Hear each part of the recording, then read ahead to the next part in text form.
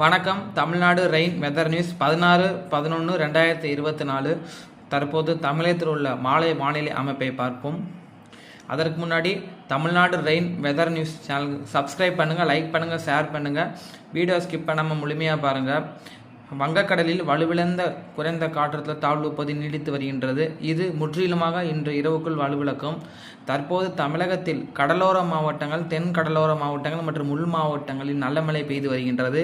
தமிழக உள் மாவட்டங்களிலும் நல்ல மழை பெய்து வருகின்றது.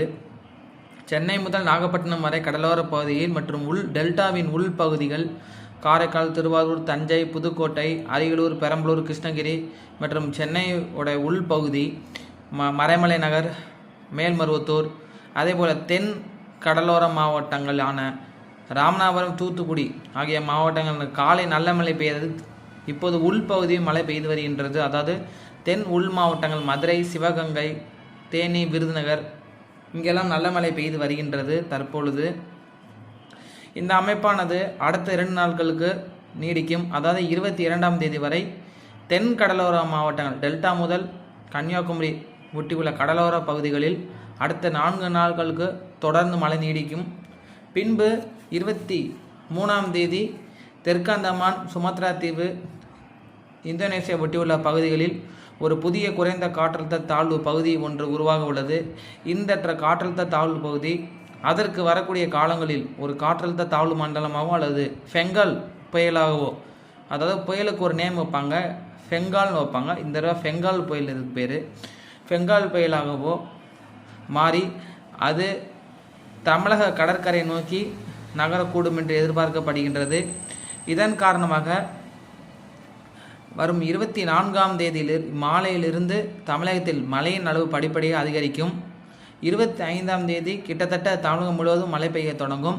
அந்த புயல் எந்த திசையை நோக்கி நகர்ந்து எதை நோக்கி நகரும், எந்த மாவட்டத்தை நோக்கி நகரும், முதற்கட்ட அறிக்கை அது இலங்கையை நோக்கி நகர அதிகபட்ச வாய்ப்பு இருக்கின்றது. சில கணினி சார்ந்த கணிப்புகள் அது தமிழகத்தை விட்டு விலகி ஆந்திர, ஒடிசா செல்ல வாய்ப்பு இருக்கின்றதா காண்கின்றன. சில கணினி சார்ந்த கணிப்புகள் அது இலங்கை வழியாக கன்னியாகுமரி வழியாக நகரும் என்று எதிர்பார்க்கப்படுகின்றது.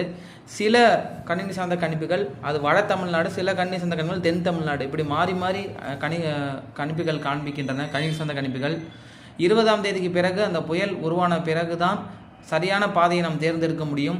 அது வலு பெற்ற பிறகு அது கடலோட வெப்பநிலையை நோக்கி தான் நகரும். எந்த இடத்துல கடலோட வெப்பநிலை அதிகமாக இருக்கோ அந்த வெப்பநிலையை நோக்கி தான் அது நகரப் போகின்றது. அதனால் முதலில் உருவாகட்டும். பின்பு இது பாதை வரும் பொழுது இந்த இடத்துல வெப்பநிலை எப்படி இருக்கின்றது என்பதை நோக்கி தான் இந்த புயலானது நகரும். தற்போது இந்த மாடல் அறிக்கையின்படி இது தமிழகத்தை விட்டு விலகி ஆந்திரா நோக்கி செல்லும் அப்படிங்கிறத இந்த மாடல் காண்பிக்குது. ஆனால் சில மாடல்கள் தமிழகத்தை நோக்கி நகரும் என்பதை காண்கின்றன. இது ஒட்டுமொத்தமாக கன்னி சந்த கணிப்புகள் படி 20ஆம் தேதிக்கு பிறகுதான் துல்லியமாக உறுதியாக தெரிவிக்க முடியும். ஸோ அதுவரை கொஞ்சம் பொறுத்திருங்கள். ஸோ அடுத்த 24 மணி நேரத்தை பொறுத்தவரை இதே நிலை தான் நீடிக்கும். தமிழக கடலோர மாவட்டங்கள் பரவலாக கனமழை பெய்யும். தென் கடலோர மாவட்டம் சில இடங்கள் கனமழை பெய்யும். ஒரு சில இடங்களில் மிக கனமழை பெய்யும்.